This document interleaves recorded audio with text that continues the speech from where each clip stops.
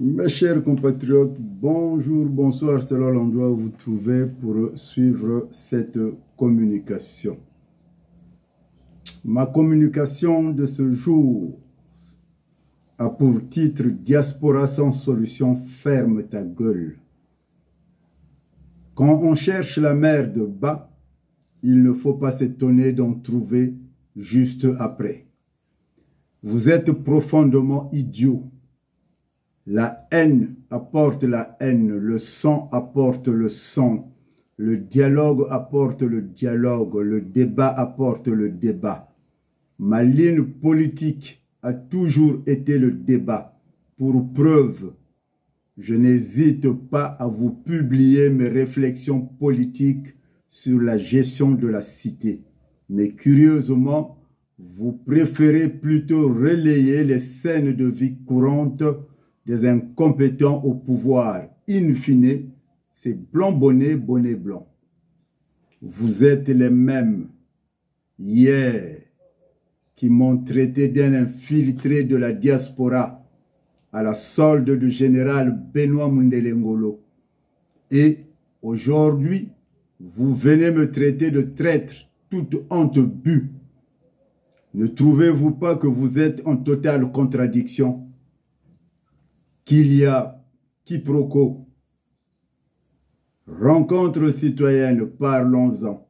Ne suis-je pas, moi, Armand Manziono, qui ai invité cette diaspora dite militante de se rassembler afin de préparer un mémorandum où toute doléance devrait y figurer, dont la libération des prisonniers politiques, à l'instar de Mokoko, Tony Moudilou, Maître Mbemba, Okombi Salissa, et j'en passe.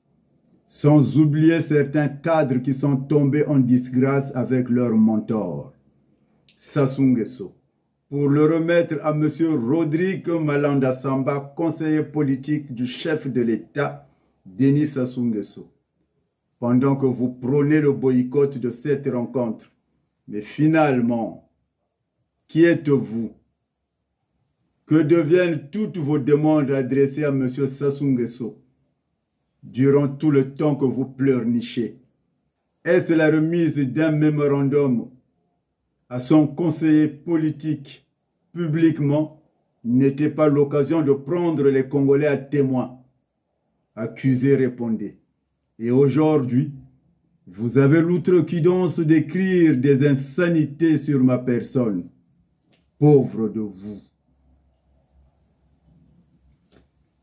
N'êtes-vous pas des fous en liberté? À tout cela, je retorque ceci. Si vous êtes vraiment des hommes politiques et non des agitateurs pour étouffer celles et ceux qui pensent au Congo de demain, je vous invite à un grand débat politique public devant tous les Congolais.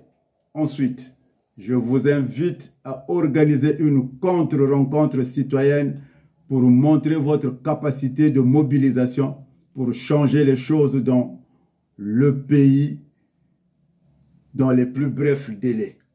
Dans le cas contraire, comprenez que le temps du combat politique basé sur des intrigues, des invectives, du mensonge, du raquettage, du boussa-boussa est révolu. Les membres de la diaspora réfléchis l'ont comprise, que la diaspora dite militante n'a aucune offre politique à proposer. Et pire, elle est éparse, divisée, subdivisée. Il est donc temps de penser à faire autre chose avant que ça ne soit trop tard. Car vous n'êtes pas capable de faire émerger un leader dans la diaspora.